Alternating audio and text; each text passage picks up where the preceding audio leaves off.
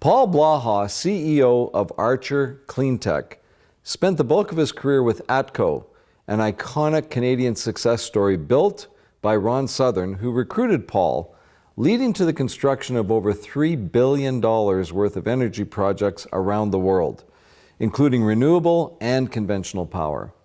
Recently, Paul came to Archer Cleantech, where he realized he had an amazing opportunity to take his vast experience and get in on the ground floor of a new company in an industry that benefited the planet. Paul joins us today to speak about the transition, the challenges of green energy, and why companies like Archer Cleantech are so important. Welcome to Biz One-on-One, Paul. Thanks for having me. Now take me back to, because we're going to talk about the financing of your company, which is always interesting to me as to how it all happens. Without the financing, nothing happens. And if you're a government organization, you got unlimited supply of cash from the taxpayers. But that's not the case with Archer Cleantech or with ATCO. So, but take me back to you. You have a background in finance. You came off Bay Street. Yeah. So my background is twofold. I'm an engineer by training. Worked in engineering for a number of years, and then went and did a master's in business. And out of that, gravitated more toward the commercial and finance side. So yes, I did work in Bay Street, and when I came to Calgary, I actually transferred to be in the financial community in oil and gas, but I found ATCO, and ATCO found me, and here we are. So I'm interested in wind, solar, battery power. I'm interested in all this. I want to invest in it. Why Archer Cleantech? Yeah, so the difference with Archer Cleantech is we're a smaller company playing in an industry that has big players. What's advantageous about that is we can take our ideas and put them into play much quicker because we're nimbler, more flexible, and we've got very good focus on that activity. The second thing is a lot of the big players, they don't want to be in the front end of the business, which is originating the projects. And where we sit is somewhere in the middle of originating the projects, which we will do sometimes, but also in the spot of taking good ideas, which are already originated, and moving them through the project development phase. And what we do better than anyone else is we de-risk the projects as we take them through to feasibility. I think you told me you're working on a project in California where they're shutting down the nuclear plants, or mandated to shut down nuclear plants, reducing the power, but they're already having brownouts in California. Yeah, California is probably the most interesting market in all of North America, for that matter. It's the biggest power market. But secondly, they're very, as we all know, very, let's say they're pioneers, or had been pioneers, in renewable. So now they're sitting in a market that's very heavily weighted in solar and wind, more so solar, and they're anti-traditional nuclear or even fossil fuel. And it'd be very hard to permit a gas pipeline to actually have gas-fired power, which is a very good alternative. So they're selecting to be very renewables friendly. In California, like it's a battery storage facility, like it's a big battery farm? Yeah, it will become a battery farm, to use your expression. So today, it's a piece of land that was zoned residential that is in the middle of a very industrial weighted area, and the land's of little value to residential because no one will build there. So we've actually rezoned the land, and we've secured the land, and it's in a very proximate to this very large substation. And so now we're just doing the studies to connect it and permit it. And then at that point, it's going to be a very significant solution to the California market. So it is a small company, and you're raising capital, you're going to go public. You're in a very capital intensive, as you put it, space, these big renewable energy projects. But I guess it's your credibility coming from what is now a big company, ATCO, and having done billions and billions of projects, that's part of how you pull it all together. You hit the nail on the head when you talked about the financial component to it. So there's two elements of how we're positioned to finance these projects. Firstly, we've raised almost $5 million today as a private company, and we're in the market looking for another $5 million in the very short term. Based on some awards, we've had a recent award in Jamaica, and we're expecting another award very shortly. We will need more significant amounts of capital. So we're raising $5 million now, and then we're positioned to raise more on the equity side. The second thing we've done, which has been good to see, is because of a couple of projects that we're close to being awarded on, we've had to go reach out to the debt markets. And we've had a resounding positive response. But the second thing we've done on the debt side is we've also got a 100% owned subsidiary company that has a green bond that we've been working on for maybe some 3-4 years now with some expert in the bond field to make that available so that we will be able to have debt to these projects. Because as you know, they're they're very capital intensive and even debt intensive, 60 to 80% debt in most cases. You know, as a guy that grew up in Alberta, it just seems so logical that, you know, instead of fighting this oil and gas war with a worldwide public opinion, it's like, okay, I surrender. We'll start doing green energy. Well, it's interesting you say that, because when I'm in Calgary, and as you know, I'm in the business community quite often, meeting oil and gas people or just with past acquaintances, I am seeing a shift though in people who are saying, you know, renewables not going away. It's not just going to be a rounding error. It's going to be a significant part of the energy forum in the world.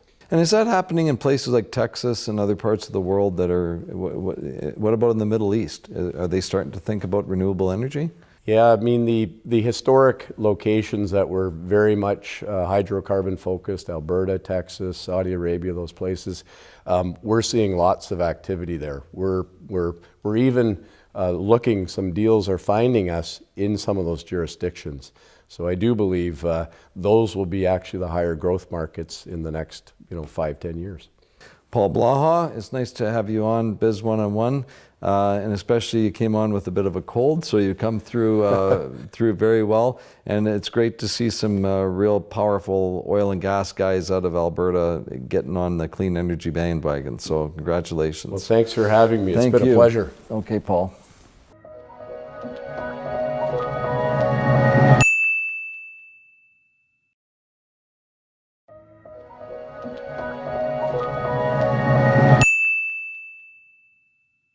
Charan Sethi, president of the Tien Sher group of companies, has built a multi-million-dollar real estate empire on nothing more than hard work and a positive attitude. He's done so by sticking to his core philosophies: treat your customer how you want to be treated, exceed expectations, build homes that you yourself would like to live in, and most importantly, give back to the community. Charan says it's a brick and mortar business, but at the end of the day, the business is all about people. Charan joins us today on Biz One-on-One to explain how his simple strategies have paid off and why they are so important to him. Charan, welcome to Biz One-on-One. Thank you so much. What does Tien Shen mean? Tien Sher. Tien Sher. Tien Sher basically means 3 lions. Very simple. It comes from the beginning when myself and my 2 boys put the company together. And because I'm Punjabi, Sikh faith, our middle name is Singh, S-I-N-G-H, which is Sanskrit word for lion. Okay. So 3 lions, Papa, the 2 boys became Tien Sher. And it's a classic, start from nothing type of success story. Like you came here with not much. Pretty much. I mean, basically we had $2,000 when we came here, but tons of opportunities. And that's the reason we came here. Basically, we saw such a bright future, a long-term future for myself and my kids as well. I actually took a big pay cut when I came here because I was making a lot more money in England at that point than when I came here. What were you doing in England? In England, I was a machinist. So, but you right from the start decided to get into the development business? No, when I came here, I actually got into being a machinist, and because that's what I knew. I was not a registered person by any means. But I thought over time that the industry was holding me back. There was a ceiling, which I did not like. I can only make so much. So fast forward to today, you've built a lot of houses, developed communities, And you've got a development right now that I know that you're really proud of, where you're actually transforming communities now. Tell us about this Wally development. Wally is an area where it's beaten down by media for a long, long time. Bad part of town. Bad part of town. Basically, drug addicts, prostitution. When we bought the property, I saw a different end of it. I saw some absolutely amazing people who lived there, and their heart's as good as yours and mine, maybe even better. And it's a wonderful feeling when you get people like that, and they get put down all the time. And I felt, being a small developer at that time, that I had an opportunity to buy such a large amount of land. It was just an easy story for me to say, okay, buy as much as we can. And we ended up buying about 12.5 acres in that 3-block radius. It was one of the best investments we ever made in our lives. And the sad part was everybody around me was telling me I'm going a little cuckoo, because why am I buying into such a bad area? But I saw different things. I thought, I got an opportunity to build actually a community of my own little city. So now, and you told me that you've been mentored by some really great people, and now you're mentoring other young business people. Talk to me about that whole process. I've been very fortunate in my life. I've always had an open mind. I learn from everybody. I learn from you. I learn from anybody. The young, old, doesn't really matter, because I have that open mind. And I've had, as I say, just phenomenal mentors because I wanted to learn.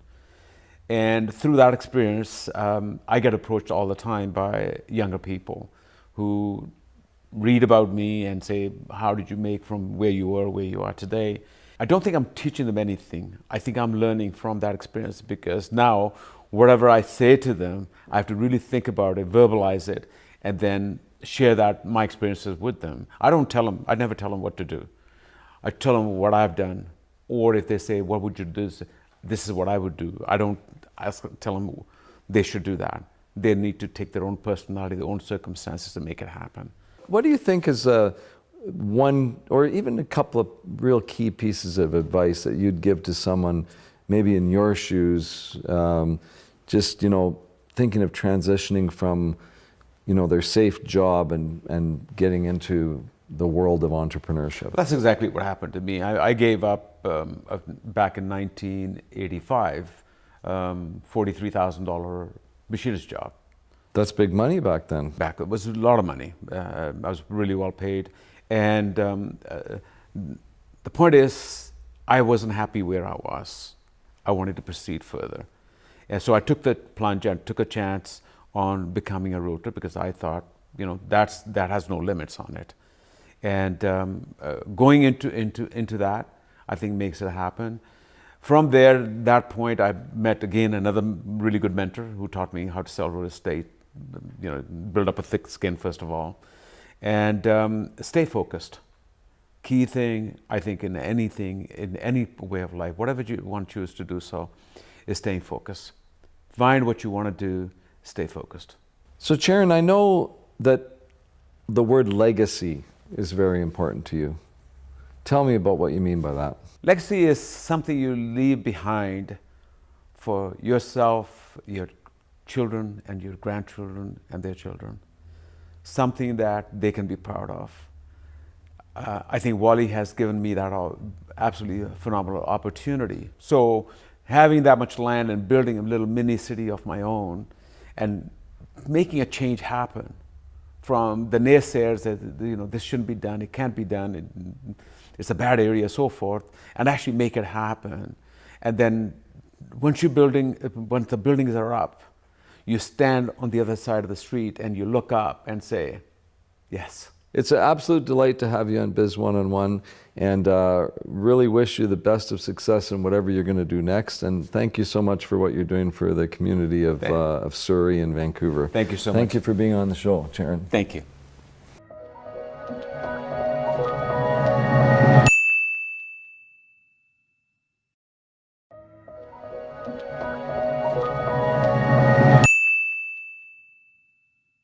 President and Director of Archer Cleantech, Ron Loudoun, is a successful business strategist with more than 25 years' experience in real estate and as a business administrator.